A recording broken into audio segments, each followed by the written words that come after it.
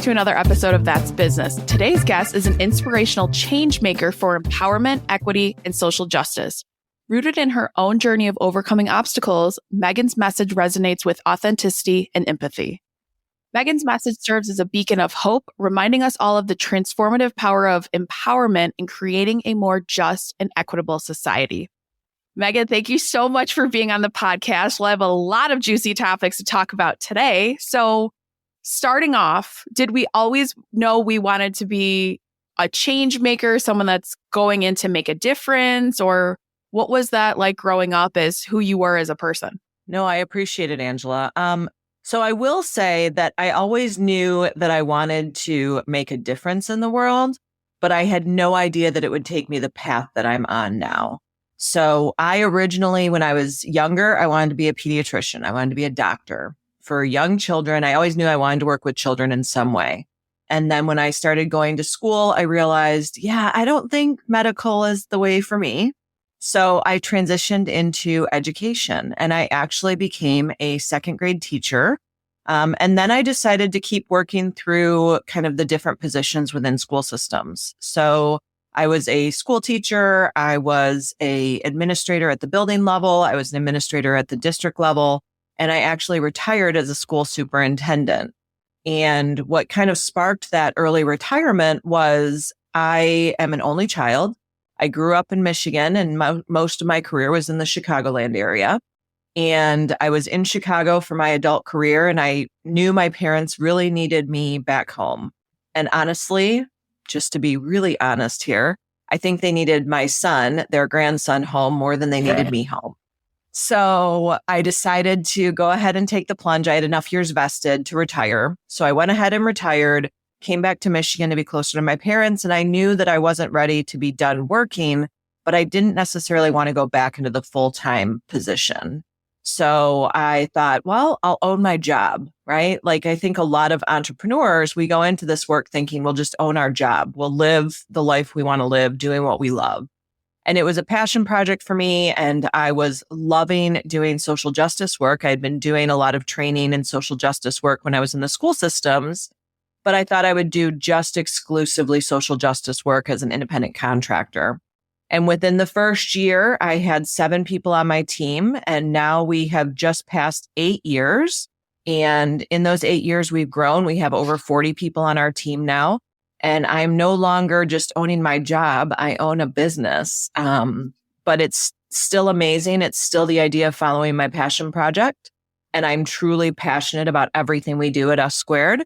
But no, I knew I wanted to make a difference. I knew I wanted to work with kids in some way, but it has morphed a little bit through the years. Rolling it back, making that decision to do that early retirement, because to me, and being, of course, in the day job with the Resume Rescue, what was people's feedback? Because you were very young taking an early retirement. So what was kind of the thought behind it? And I know you had told me grandparents wanted to see Reese and bring him back, which is funny that they got you there. They love the grandkids. I get it.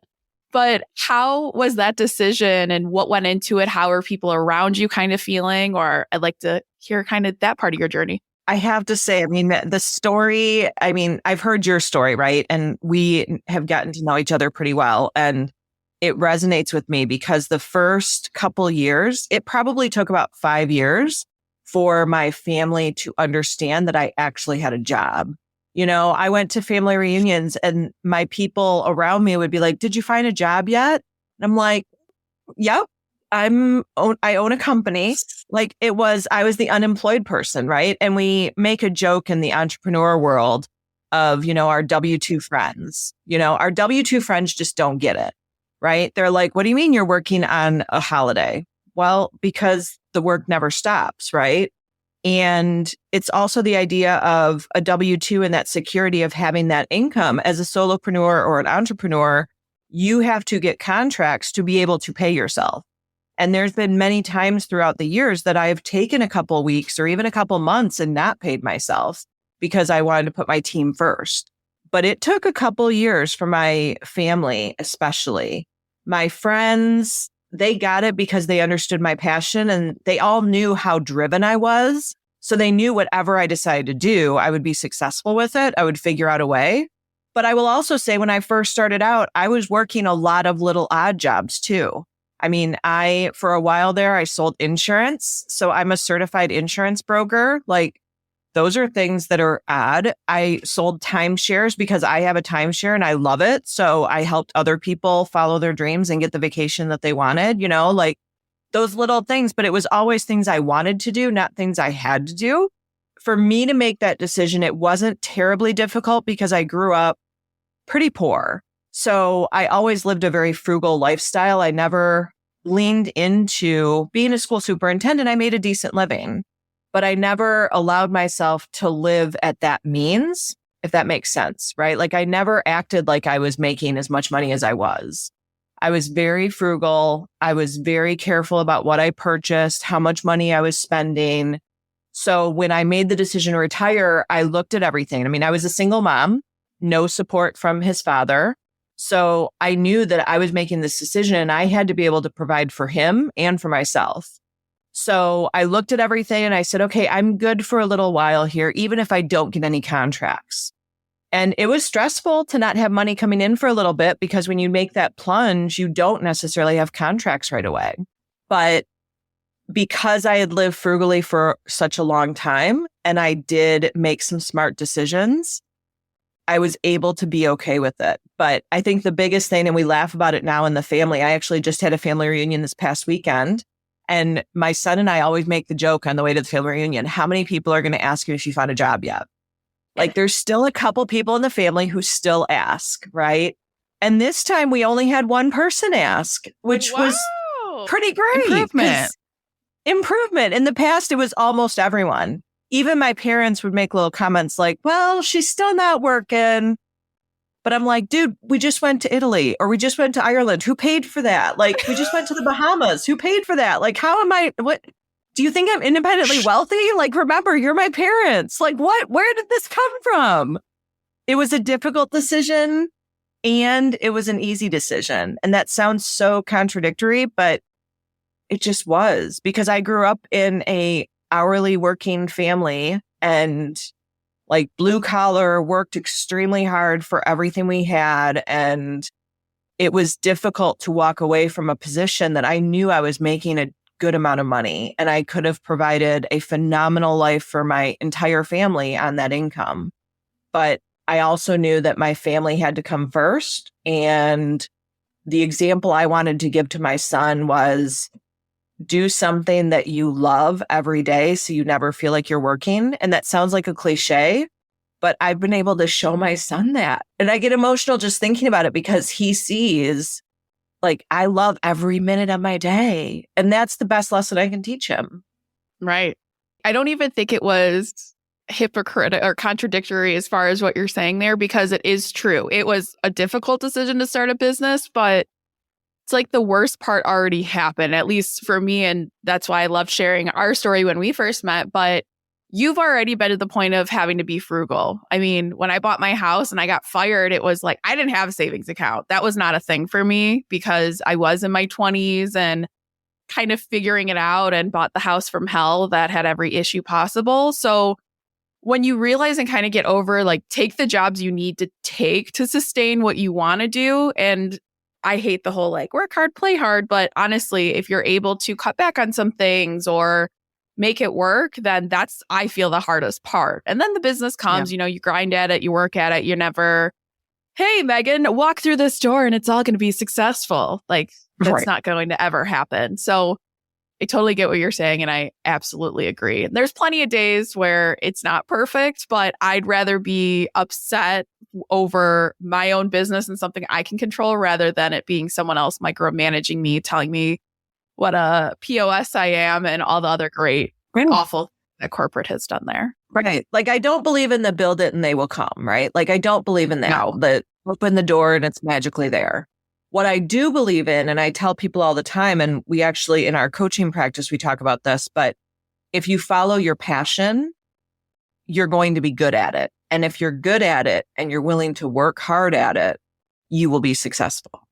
So I think that's the biggest piece, is that if you follow your passion and you love every minute of what you do, then you'll never resent what you're doing. And that's That's the biggest thing. And I know that's part of your message as well with your clients is you just can't be resentful towards what happens. Like every door that closes, and another cliche, right? Every door that closes, a window opens. But I believe that that window usually has a better view than the door anyway. Ooh, that was incredible. Yes. No, it's so true. And it's like there's no window that's easy to get out of. There's no door that's easy to get out of in this situation that we're talking about. It's just which view do you want to see? And that's such a great example. So I love that. You're so philosophical today, Megan. I'm here for it. Now, there's a ton of DEI consulting. There's a ton of people in my field too. But the difference is, and not to say others aren't, but you can feel that passion from people. I mean, and I don't want to put you on the spot, but I'm going to, because this shows who you are as a person. But when you went to California I think in the last month it was, and you had someone walk up to you, please tell me the story of how you ended up in California on a whim. And Megan came to our Goldman Sachs class after getting home at 2 a.m. and was there on time at 8 a.m. So queen behavior over here. But tell us that story of what happened in California. Just shows who you are as a professional. Yeah, no, I appreciate that. So I was in California for a conference. I was asked to keynote a conference and I was there. I actually had two different events at the same time. So I was going back to back at conferences out in California. I'm based in Michigan here. So I was out there and at the keynote, I had someone come up to me afterwards. And I typically have people come up to me afterwards, either to get a copy of my book or whatever. But they said, "Oh, it was so great to see you again." And I said, I felt bad. I'm usually pretty good at faces, but I've been doing this work for a while. And I was like, where did we meet first? Right. And they actually were from Delaware. And they shared that they had seen me speak a couple years back when I was out in Delaware at a conference doing a presentation. And that they came out to California specifically to hear me speak because they knew I was going to be a keynote there. And they were considering having me do some more work out in Delaware, but they wanted to see me in action rather than just have another meeting with me. So they flew out to California for this conference. Now, the conference was great. I'm sure that they gained lots of great things, but they specifically came out for that keynote. And that was just such a moment of affirmation of, wow, people, number one, are resonating with the message and they're remembering the message years later. So we actually set up a call and we're probably going to do some more work together. But that was just amazing that someone flew that far away, literally across the country, just to hear me speak and then remember the message. That was just super powerful. I mean, literally across the country. I don't think it could be more across the country unless they were in Maine. But when you told me that story, that gave me such goosebumps. And it just shows how different you are. So not to kind of say what are the pillars of your business, but walking through this beautiful quiz you created and this book, please go to the show notes and buy it because I have not read the whole thing yet, but it is incredible. So how did you come up with your methods without giving away, of course, the secret sauce to what you do? We truly believe the number one piece that sets us apart is that we have to remove the guilt, shame, and blame that is surrounding social justice work. And a lot of that is internal, right? We've been taught as a society not to say certain things, not to think certain things. But at the same time, we are taught subconsciously to think those things, right? So if I go back to my childhood, being raised in the 70s and 80s, like watching TV, what I saw on TV and what I did not see on TV, that framed how I saw the world. And then as I got older, I was taught not to believe those things that I was taught at a young age. And there's so much internalized shame and there's so much finger pointing, especially in today's society. There's a true polarization around our climate. And what we believe here at Us Squared is that we have to release that shame, blame, and guilt to be able to have the conversations that are necessary so we can do the work. And Us Squared stands for Understand Self, Unite Society. We believe that you have to start by looking in the mirror. You have to understand yourself and your own personal thoughts and biases and reflections before you start to work on your organization or other people in your society or in your surroundings. That's really the key piece. We have 7 core principles We have our 3-phase signature process. We have the only certification program for social justice that's registered in the US government through the PTO. And that component right there, all of those pieces really support one another. And I think the easiest way to say it is the 5 pillars are with courage. So that's about having those courageous conversations, with acceptance. And acceptance is about understanding the different identities and the intersectionality of who we are. With respect, which is all about relationships. With empathy, which is all about how to be inclusive and how we bring people into a conversation, whether that's training or curriculum, whatever it might be. Then all of those 4 first components will lead you to success. And in order to see that success, you have to have sustainability and accountability. You have to hold yourself accountable, you have to hold others accountable, and you have to sustain the efforts. Social justice work or DEI work, or what we call it a squared Jedi work, is not something that is a checkbox that you do once and you're done. It really needs to be the lens that you look at the world through. And in order to be a true change maker, you have to be able to understand what that looks like and to reflect on areas that you might have gaps. Now, where do you feel either a lot of individuals or a lot of corporations go wrong? Because I love what you brought up of like, it's not a one-time checkbox. And I know that's probably one of the biggest problems, but what are some things people, society, I mean, obviously this could be its own podcast, but just small things people need to work on and realize to either work with you or check their own biases day to day? Yeah, I think at the personal level, the number one thing is to do that self-reflection and to allow yourself to really authentically understand what your thoughts are. Because we have the idea of first thoughts, which are those things that are embedded. And we don't do a lot of stats at Us Squared. We believe that if you lead with the heart, you'll impact the brain. But if you look at our first thoughts, they're embedded by the age of 12. So most of your listeners are probably over the age of 12, right? If not all of them, I would think. I've not checked out your demographics, but I'm thinking, my son is not looking at resumes right now. No. But what we do is we help people realize that their first thoughts are there from childhood, but our core beliefs is how we view the world. But we have to understand how they fit with each other and how sometimes they contradict. So as individuals, the number one thing that people do wrong is that they don't allow themselves to be truthful with themselves. They're so worried about putting a mask on to protect anyone else around them or even to protect themselves that they're not willing to be authentic. And I think as individuals, we need to be willing to be authentic.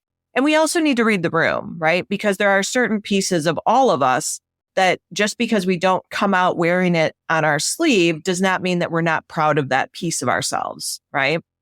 But as individuals, we need to be authentic. In corporations and businesses, we need to move away, like you said, from that checkbox mentality, but we also need to look at it from a whole picture. So it needs to be inclusive of your policies, not just the people you hire, but also the policies that you have in your business. You need to look at starting from the very beginning when you're recruiting people. Are you bringing people in from diverse backgrounds? If you're not, then you need to look at your internal environment. Are you a welcoming environment for diverse identities? Because I'm not going to apply at a spot that does not look like it will accept people like me, right? So you need to look at that first piece of your culture and that visual representation. And that looks at not just who's on your staff. What does your website look like? What does your building look like? When you walk in, what does your secretary or receptionist say when they first see you? Do they look up and say hi? Do they make eye contact? Do they just stay on their computer? All of those small pieces are things that people will sometimes forget about because they think that social justice work or DEI work is just about the demographics of who's on your team. And it's so much more than that. It's about making sure you have an environment that's welcoming for everyone. Then when you go to bring people in for interviews, what are your hiring practices? What do your rubrics look like when you hire? Then once you have them on the team, how do you retain them and how do you support them and help them grow while also being authentically themselves? And then in school systems, it's about listening to everyone.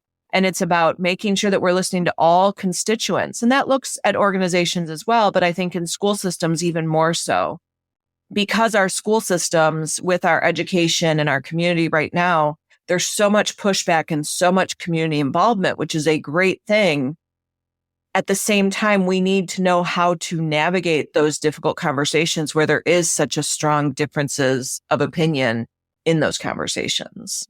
Having inclusivity work. I mean, there's so many individuals with hidden disabilities. And now people, I love reading the stupidity on Facebook, but everyone's soft, everyone's happening now. And what do we need? What's DEI? We don't need it. I mean, I'm sure you could tell me 5,000 horror stories of the awful things people have said to you, but it's so interesting when your needs are met. I mean, as a neurodivergent or neurospicy individual, like a lot of people like to say, coming at it from now being able to own my own business, and I don't like bright lights on. I don't like these certain things. I work better in this environment. It's the bare minimum. I mean, so many of these great individuals, ageism so prevalent, and with the hiring practices, that's the first thing I tell everyone. Look at their website. Who is on their board of directors? And let's not mistake this with the people who are doing the hiring to, we want someone of a certain skin color. We want someone, and we're going to pick that first person.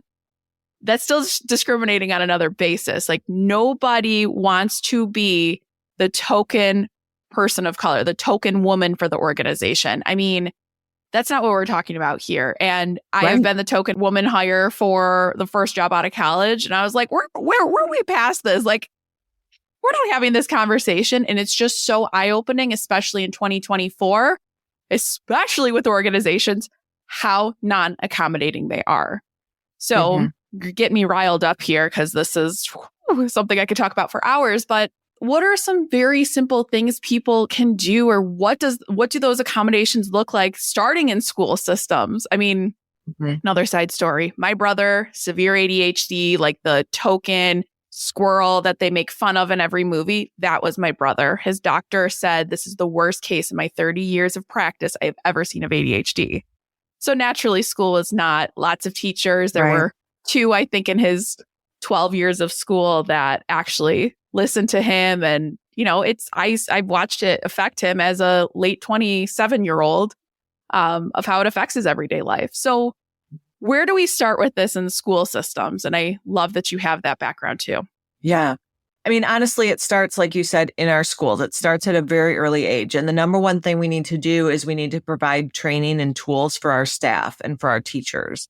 Not just our instructional teachers, but all of our staff, our custodian staff, our food staff, our transportation staff, our front office staff. But we need to provide that training, because I truly believe, and our company believes, that no one wants to hurt anyone, right? No one makes decisions or does things because they want to minimize or destroy someone. A lot of times it's because people don't realize the impact of what they're doing, right? They don't realize what else to do, or they don't have the tools to do it in the way that they want to do it. They know that they want to be inclusive, but they don't know how to do that. So we need to start with some of those basic training pieces. I think some of the first things that you can do, a lot of our schools right now are doing professional development, but those days are getting taken away because of higher expectations in the academics with our students. Instead of taking time to do professional training or development, and that's a soapbox for me, because a lot of staff professional development is no longer development. It's sit and get training. So stop calling it professional development, because you're not developing anything if you're just sitting and getting. But with all of that being said, there's so many ways you can do it, even with short amounts of time. We call them jigsaws. So have an article and have everyone share out. Maybe do a book chat together. Maybe have lunch together once a week and have a specific topic that you want everyone to talk about over lunch. There's so many ways to keep the conversation going and to share the expertise of people who have been there, done that.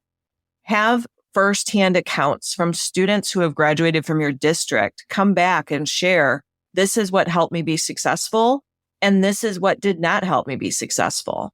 Because our staff members, especially our educators, they love hearing from the students they've impacted. And as hard as it is sometimes, we also like hearing from the students that we impacted in a negative way, because we don't want to continue that. So I think it's about listening to one another and having the skills. I don't believe that people purposely do things to hurt anyone. I believe that people make decisions based on what they believe to be the best in their opinion, based on their lived experiences. So even today, if we're looking at people, like politics is a huge thing. There's so many things, but people are villainizing people. And what I tell people all the time is there are some people who support them. And what they're doing is they're making decisions based on what they believe is best from their point of view and their lived experiences. And we need to be able to listen to everyone's lived experiences, even if we haven't experienced it ourselves, and not minimize that. Too often we'll say, well, that's not true. I haven't experienced that. Well, it doesn't take away the validity of someone else having experienced that. And I think that's a big piece, especially in our education system, teaching our students how to have those conversations where people have different opinions and how to help them understand that you can have multiple facts in a situation and you can have multiple perceptions in a situation, and how to navigate those things so that as adults, we can have those really authentic and vulnerable conversations without finger pointing. I actually just started a book that I think is doing a really good job with this association here. It's called The Anger Trap. And he's a doctor, goes through this whole, why do people get angry? Why is this such a big thing? In the chapter, I just started, like I'm on chapter 3. So real baby stages. But one of the pieces it just made me think of is if you had a reaction to something as a child and you automatically get defensive, or we go to anger. And it's like you said, finger pointing is such a problem right now of we forget how to have the tough conversations, or let's respectfully disagree with each other. And I think it was very eye-opening for us going through this Goldman Sachs program together, because we regularly fought, but it was all professional. I mean, there were some days a little heated over others, but this was so eye-opening to see, like, let's sit down and not just be keyboard warriors on social media or anything like this. And let's talk about people's experiences. I mean, it's not a finger pointing game. It's, yes, we're both women, but a woman of color has completely different experiences than we did, or someone that grew up non-native English speaker. English is a second language. Like, there's so many different experiences that just sit down and listen, and don't go to anger. Don't go defensive. Nobody's coming at you. And I love, as part of Us Squared, of taking out the shame and blame, because a lot of people go through that. I mean, I went through the same thing. I'm like, oh my God, this is a bad thought. I did not know that. Like, this is bad. And I celebrated this holiday and you really shouldn't. But I love that piece of it, because like you said, it's how you're raised and what happens in all your environment around you. So what are you working on next, or what can we expect from Us Squared? Oh, goodness. So right now, we're actually doing a whole series on how to navigate the election. So it started a couple weeks ago. We're doing a live every 2 weeks with different topics, and it's anywhere from 15 minutes to 40 minutes, just depends on the topic and what kind of we have prepared for the day. But it's a live, and people can register for that. So they get reminders, they get journal prompts to be able to kind of navigate what that live is talking about. And there's also an opportunity for people to register for the recordings if they're not able to catch the lives. So that is going all the way through the end of January, because the election does not end in November. We have to navigate either the grief or the celebration, because there's going to be people on both sides, no matter who wins the election. And then after Inauguration Day. So we're going all the way through the end of January to navigate Inauguration Day, to navigate the election, to navigate how to have conversations around politics at the holiday time. Those are often really difficult things to navigate. So we're going to be giving people some tips on how to do that. So that is something right now, currently. My second book is coming out. We originally were planning on later this year, but we're looking at probably early next year, just looking at timeline and where we're at with everything. But the second book will be coming out. Doing a lot of speaking engagements, actually coming up in probably about a month here. I'm in a pretty large pitch competition, and there's just a lot of good stuff coming up. I think for Us Squared, we are really transitioning into building that community for CHANGEmakers. So we are building a full community for all of our clients who want to become CHANGEmakers. so that they can not only benefit from getting the support of our team and resources from our team, but they'll also benefit from one-on-one coaching and the community of fellow change makers around them. And I know you and I have talked a lot about that community atmosphere. So really building that community, and we're continuing to grow the team. So it's been a phenomenal opportunity to do that. Looking for more positions. I know we've talked about how to find that with your services as well. But just a lot of good stuff coming up. And no one deserves it more than you. So I'm so happy to hear all these great things. If you want to buy Megan's first book and track for the second book, sign up for these journal prompts and everything, head to the show notes and tune in again next week for another episode of That's Business.